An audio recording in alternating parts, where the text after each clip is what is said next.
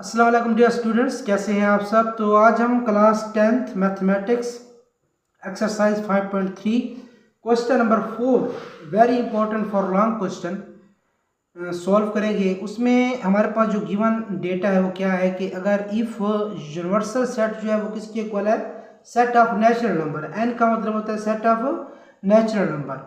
Then verify De Morgan law. हमने क्या करना है, डी मॉर्गन लॉ को क्या करना है, वेरीफाई करना है। बाय यूजिंग आपने क्या इस्तेमाल करना है, क्या यूज़ करना है। उसमें हमें वो दो सेट दे रहा है, ठीक है।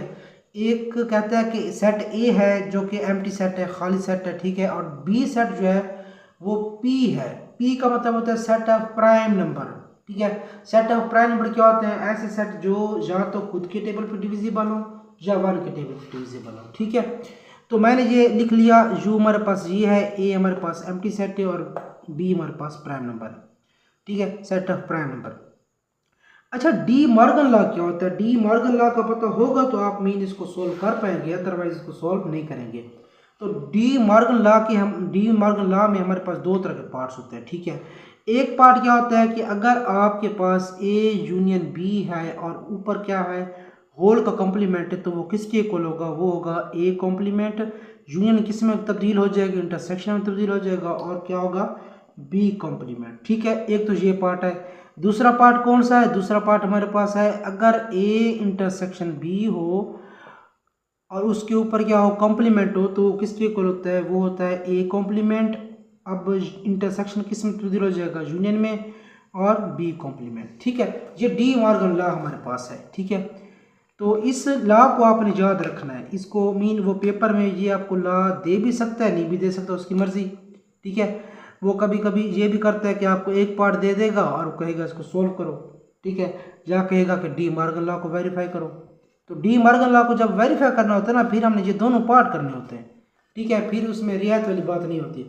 तो इसमें हम पहला पार्ट सोल्व करेंगे। पहले पार्ट में देखें तो मेरे पास क्या है, A union B whole complement is equal to A complement intersection B complement. तो अब इसमें ना दो तरह की साइड्स आ रही हैं, ठीक है। इसको कहते हैं लेफ्ट हैंड साइड, इसको कहते हैं right hand side. Left hand side में देखें तो मेरे पास आ रहा है ए यूनियन बी होल का कॉम्प्लीमेंट, ठीक है। अच्छा, जब इसको आप ओपन करेंगे ना, तो मीन कॉम्प्लीमेंट की प्रॉपर्टी क्या है कि जब भी आप कॉम्प्लीमेंट को मीन ओपन करते हैं ना, तो वो यूनिवर्सल में से वो सेट क्या हो जाता है, माइनस हो जाता है। मतलब जो भी सेट होगा, लेट सपोज मैं कहता हूँ मेरे पास ए कॉम्प्लीमेंट है, तो मैंने कहा ये जो कॉम्प्लीमेंट है मीन जो मेरे पास सेट क्या है, ए है। ये जो ए सेट है ना, ये यूनिवर्सल में से क्या हो जाएगा, माइनस हो जाएगा। मतलब अगर आपने इस तरह सोल्व किया तो आपने क्या किया, कॉम्प्लीमेंट को ओपन किया है, ठीक है, सादा अल्फाज में अगर मैं कहूँ तो यहाँ पे भी आपने वैसे ही करना है। क्या करेंगे, यूनिवर्सल सेट माइनस जो मीन मेरे पास ये सेट है। अब देखिए आप कहेंगे सारी यहाँ पे तो दो सेट आ रहे हैं बच्चे। अगर आप ए यूनियन बी करें, जब ए और बी को मीन आप ए और बी का यूनियन करेंगे तो हमारे पास जो रिजल्ट में कितने सेट आएंगे, रिजल्ट में एक सेट आएगा ना, तो आप इसको एक सेट ही माने। तो ए यूनियन बी, तो अब मेरे पास यूनिवर्सल सेट है ऊपर गिवन। मेरे पास सेट ए भी है, सेट बी भी है, बट मेरे पास ए यूनियन बी नहीं है, ठीक है। तो मैं पहले ए यूनियन बी निकाल लूँ, तो आप ए यूनियन बी निकाल लेंगे, ए यूनियन बी, ठीक है, इज इक्वल टू ए क्या है मेरे पास, एम्प्टी सेट है, मैंने पहले बताया ऊपर लिखा हुआ है। और बी क्या मेरे पास, सेट ऑफ प्राइम नंबर है, मेरे पास 2 है, 3 है, 5 है, 7 है, 11 है, ठीक है। तो ये मेरे पास क्या है, सेट ऑफ प्राइम नंबर है। तो इसको मीन आप क्या करेंगे, इनको अगर आप इसका यूनियन लें तो यूनियन में क्या करते हैं, जी बताएं। यूनियन में हमारे पास जो सेट होते हैं, दो सेट होते हैं, ठीक है, उनके जो एलिमेंट होते हैं उनको हम तरतीब के साथ लिख लेते हैं यूनियन में, ठीक है। तरतीब के साथ उनको इकट्ठा करके लिख लेना, ठीक है। अब यहाँ तो कुछ नहीं है, तो आप बस इसको ही लिख लेंगे, सारा का सारा आ जाएगा 2 3 5 7 11 13 अप टू सो ऑन, ठीक है। तो ये मेरे पास क्या आ गया, ए यूनियन बी आ गया। अब मैं ए यूनियन बी को यहाँ पे पुट कर सकता हूँ और यूनिवर्सल सेट में से माइनस कर सकता हूँ, ठीक है। तो आप क्या करेंगे, आप लिखेंगे u minus A union B, ठीक है। अब u क्या है मेरे पास, ऐसा mean set of natural number, जो 1 से स्टार्ट होता है। माइनस, माइनस कहते हैं डिफरेंस को मैथ में, ठीक है, डिफरेंस को माइनस कहते हैं, सब्ट्रैक्शन को भी माइनस कहते हैं, सारा कुछ ठीक हो गया। अब माइनस में क्या करते हैं, ये बात समझने वाली है। माइनस में दो सेट अगर हमारे पास हैं पड़े, ठीक है, और माइनस भी दो सेट होते हैं हमेशा, तो वो जो दो सेट होंगे हमारे पास, अगर उनके एलिमेंट सेम आ रहे हैं तो वो आपस में कैंसिल हो जाएंगे। मतलब मैं किस तरह कह रहा हूँ, मैं ये कह रहा हूँ कि ये 2 2 से कैंसिल हो जाएगा, 3 3 से कैंसिल हो जाएगा, ठीक है। इसी तरह 5 5 से कैंसिल होगा क्योंकि यहाँ पे 5 भी है, 6 भी है, 4 भी है, क्योंकि ये तो नंबर मतलब मुसलसल जा रहे हैं ना ऐसे आगे, ठीक है। इसी तरह 7 भी कैंसिल हो जाएगा, 11 भी कैंसिल हो जाएगा। तो अगर आप थोड़ा सा मीन तवज्जो से इसको देखें तो मीन जो प्राइम नंबर है ना वो सारे ख़त्म हो जाएंगे। तो क्या बचेगा, 1 बचेगा। यहाँ पे 4 था नहीं था तो यहाँ पे 4 बच जाएगा। अच्छा, ये क्वेश्चन बहुत मतलब बच्चे भूल जाते हैं, ये चीज़ बहुत भूल जाते हैं। क्या भूल जाते हैं, उनको पता नहीं चलता कि हमने मतलब सोल्यूशन में फिर कौन से एलिमेंट लिखने होते हैं, किस सेट के एलिमेंट लिखने होते हैं। आपने हमेशा इसका जो आंसर होगा ना, मतलब जब भी आप किसी दो सेट को आपस में मैनेज करेंगे तो उसका जो आंसर होगा उसको हमेशा जो आपका पहला सेट नहीं होता, ठीक है, वो वाला एलिमेंट लिखेंगे। चाहे यहाँ पे कुछ नहीं बचेगा फिर आप खाली सेट लिख देंगे। इस पहले सेट में जो भी एलिमेंट बचे वो लिखेंगे आप। इस पे जितने भी एलिमेंट बचेंगे उनको हम नहीं लिखेंगे, ठीक है। सारे कट हो गए तो फिर तो ठीक है। अगर यहाँ पे कुछ एलिमेंट ऐसे हैं जो यहाँ पे भी नहीं है, ठीक है, तो वो तो कट नहीं होंगे ना, तो यहाँ तो रह जाएंगे, तो यहाँ पे उनको नहीं रहने देंगे आप हमेशा रिजल्ट में पहले सेट के एलिमेंट लिखेंगे, पहले सेट के एलिमेंट लिखेंगे। समझ आ गई। 4 6 8 10 सॉरी 9 भी आएगा, 10 क्योंकि 9 यहाँ पे नहीं है ना, तो यहाँ तो है, तो यहाँ तो बचेगा, बच जाएगा। फिर 11 कट हो जाएगा, 12 आ जाएगा, 13 कट हो जाएगा, 14 आ जाएगा। इस तरह ये सिलसिला क्या होता जाएगा, चलता जाएगा, ठीक है। तो ये मैंने क्या निकाल लिया, ये मैंने निकाल लिया इसकी जो राइट हैंड साइड है उसको मैंने सोल्व कर लिया। अब मैं करूँगा इसकी सॉरी ये लेफ्ट हैंड साइड है और ये राइट हैंड साइड, ये राइट हैंड साइड ये थी लेफ्ट हैंड साइड, ठीक है। अब राइट हैंड साइड में देखें तो ए कॉम्प्लीमेंट आ रहा है और बी कॉम्प्लीमेंट आ रहा है।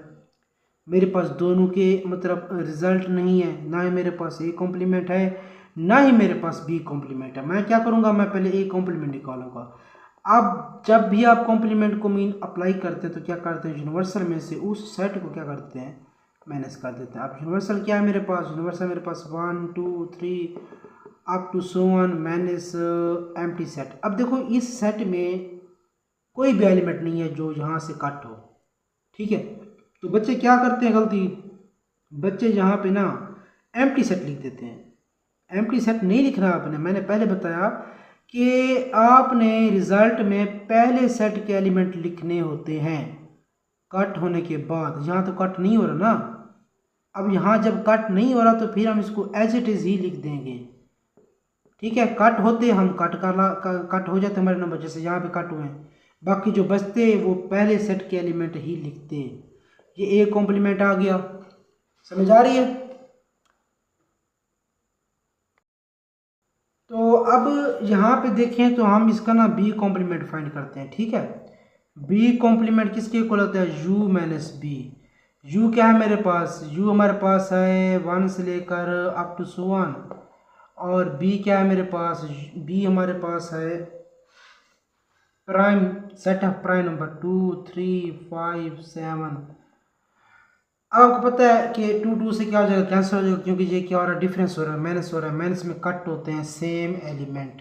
2 2 से कैंसिल, 3 3 से कैंसिल, तो यहाँ पे क्या बच जाएगा, 1 बच जाएगा। फिर आगे 4 तो यहाँ पे नहीं है तो 4 यहाँ पे बच जाएगा, 6 भी बच जाएगा, 8 भी बच जाएगा, 9 भी बच जाएगा, 10 भी बच जाएगा। मीन कंपोजिट जो हमारे पास सेट ऑफ कंपोजिट नंबर होते हैं उनके एलिमेंट बच जाएंगे बी कॉम्प्लीमेंट में। देखो मैंने बी कॉम्प्लीमेंट मीन जब उसको मैनेज किया था ना तो पहले सेट के एलिमेंट लिखे थे मैंने, ठीक है, समझ आ रही है। अब मैंने ए कॉम्प्लीमेंट भी निकाल लिया है, बी कॉम्प्लीमेंट भी निकाल लिया है, तो अब मैं क्या करूँगा, ए कॉम्प्लीमेंट और इंटरसेक्शन बी कॉम्प्लीमेंट लूँगा, ठीक है। तो ए कॉम्प्लीमेंट क्या है मेरे पास, ए कॉम्प्लीमेंट हमारे पास है 1 से लेकर अप टू सो वन, और इंटरसेक्शन बी कॉम्प्लीमेंट क्या है हमारे पास 1 4 6 8 9 10 अप टू सो वन। अब कॉम्प्लीमेंट में आपको पता है कि हम वो वाले सेट मीन दोनों सेट में से वो वाले एलिमेंट पिक करते हैं जो दोनों में आ रहे होते हैं। यहाँ पे पिक करते हैं, कट नहीं करते इंटरसेक्शन में। माइनस में कट करते हैं सेम एलिमेंट, और इंटरसेक्शन में सेम एलिमेंट पिक करते हैं, ठीक है, लेते हैं इनको। तो अब यहाँ पे 1 है, यहाँ भी 1 है तो 1 को ले लोगे। यहाँ पे 2 है, यहाँ पे 2 नहीं है तो नहीं लिखेंगे, ठीक है, मजबूरी है, क्योंकि हमने इंटरसेक्शन में दोनों एलिमेंट के जो सेट होते हैं, सेट के दो सेट हैं, उनके जो एलिमेंट हैं वो दोनों में होंगे तो फिर लेंगे हम। अब यहाँ तो सिलसिला चल रहा है ना, 4 5 6 7 8 ये चल रहा है, तो 4 भी आ जाएगा हमारे पास, 6 भी आ जाएगा, 8 भी आ जाएगा, 9 भी आ जाएगा, 10 भी आ जाएगा, तो इस तरह चलता जाएगा सिस्टम, ठीक है। अगर आप देखें, आप इसको नाम दे दें, मीन ये मेरे पास लेफ्ट हैंड साइड थी, ये क्या मेरे पास राइट हैंड साइड है। अब लेफ्ट हैंड साइड और राइट हैंड साइड को अगर आप देखें, इनका मवाजना करें, कंपैरिजन करें, तो क्या ये दोनों बराबर हैं कि नहीं हैं? बराबर हैं बच्चे, ये जा रहा है इस तरह, 12 हो रहा है, 14 भी आएगा, सारे आएंगे, तो ये बराबर है। तो बराबर है तो हम लिख देंगे left hand side is equal to right hand side, और ये क्या हो जाएगा हमारे पास, प्रूव हो जाएगा।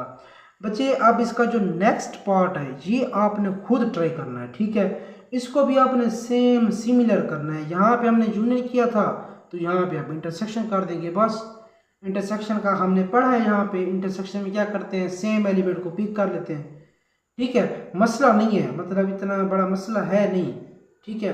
तो आप कोशिश करें कि मैथ की प्रैक्टिस बार बार किया करें, तो मैथ इस तरह आती है, मैथ देखने से नहीं आती, ठीक है। तो मैंने तो कोशिश की है कि आपको समझ आ जाए। तो इसका जो दूसरा पार्ट है वो कौन सा दूसरा पार्ट है, वो पार्ट है कि A intersection B whole complement is equal to A complement union B complement. ये डी मॉर्गन लॉ का दूसरा पार्ट है, ये मैंने खुद नहीं बनाया, ठीक है। तो अब देखें इसका पहला पार्ट किस तरह सोल्व करेंगे, इसका कॉम्प्लीमेंट किस तरह करेंगे, U minus A intersection B, बस वही काम करेंगे, ए इंटरसेक्शन बी निकालेंगे, ठीक है। इसका जो आंसर रहेगा फिर यू में से माइनस कर देंगे, एक साइड सोल्व हो जाएगी। फिर आप ए कॉम्प्लीमेंट निकालेंगे, फिर बी कॉम्प्लीमेंट निकालेंगे, ठीक है। ए कॉम्प्लीमेंट भी निकला हुआ है यहाँ पे, ये यूज़ कर लेंगे, ये वाला यूज़ कर लेना, ठीक है, और बी कॉम्प्लीमेंट भी ये यूज़ कर लेना। तो इन दोनों का यूनियन लोगे तो आपके पास रिजल्ट आ जाएगा, बस सिंपल है, इतना मसला नहीं है, ठीक है। तो आज के लिए इतना ही, मिलते हैं नेक्स्ट लेक्चर में, तब तक के लिए अल्लाह हाफिज़।